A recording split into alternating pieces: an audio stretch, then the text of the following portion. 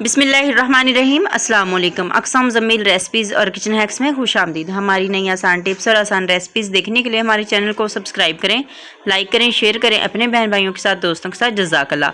आज मैंने बनाई है गोल्डन फ़िश। बहुत ही मज़ेदार बनती है और बनानी भी आसान है, खानी तो है ही आसान। तो इसको बनाने के लिए हमें ना ही बहुत देर हमें इसका इंतज़ार करना पड़ेगा फ़िश को मसाला लगा कर रखने की, और ना ही हमें 24 घंटे के लिए इंतज़ार करना पड़ेगा कि रात भर के लिए इसको मसाला लगाना है। जैसे ही आपने इसको धोया, इसको साफ़ किया, इसकी स्मेल ख़त्म की, साथ ही आपने इसको फ्राई कर लेना है।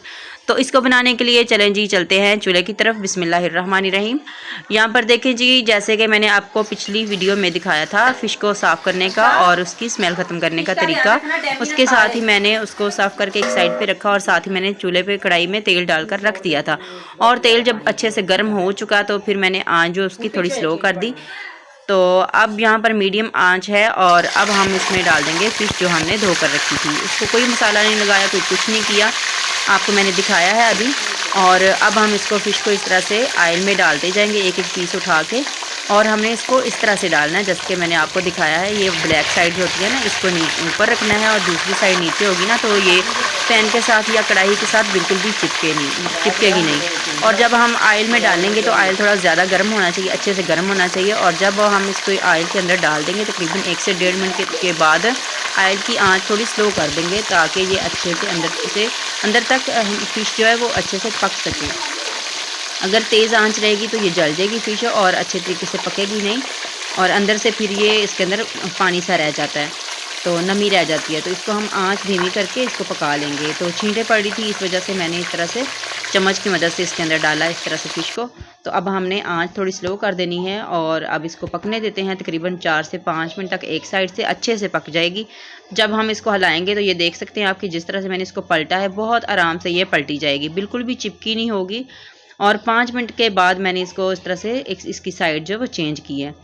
तो अब यहाँ पर दूसरी भी इसी तरह से इसकी साइड जो है वो चेंज कर लेते हैं, और ये बिल्कुल गोल्डन कलर की जो हो जाएगी तो फिर आपने इसकी साइड चेंज करनी है।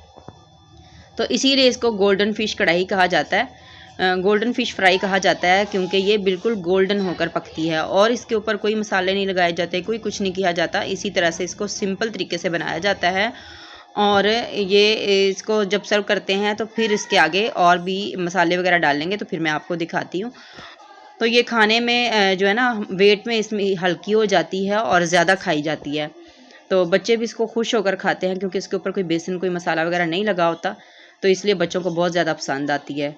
तो यहाँ पर इसको मैंने अच्छे से दोनों साइडों से 5 मिनट तक एक साइड से और 5 मिनट दूसरी साइड से पका लिया है। आप देख सकते हैं ये अंदर तक खुश्क हो गई है और दोनों साइडों से अच्छे से गोल्डन हो चुकी है। तो अब हम इसको निकाल लेते हैं एक ट्रे में, एक छाननी के ऊपर रख देंगे ताकि इसका जो एक्स्ट्रा ऑयल है वो निकल जाए। इसकी सबसे बड़ी ख़ास बात जो है ना, वो ये है इस वाली फ़िश की, कि इसके अंदर ना ऑयल बिल्कुल नहीं रुकता, क्योंकि इसके ऊपर कोई मसाला नहीं होता, कोई कुछ नहीं, सिंपल ही हम इसको बनाते हैं। तो इसके ऊपर अंदर कोई भी घी वगैरह नहीं ठहरता।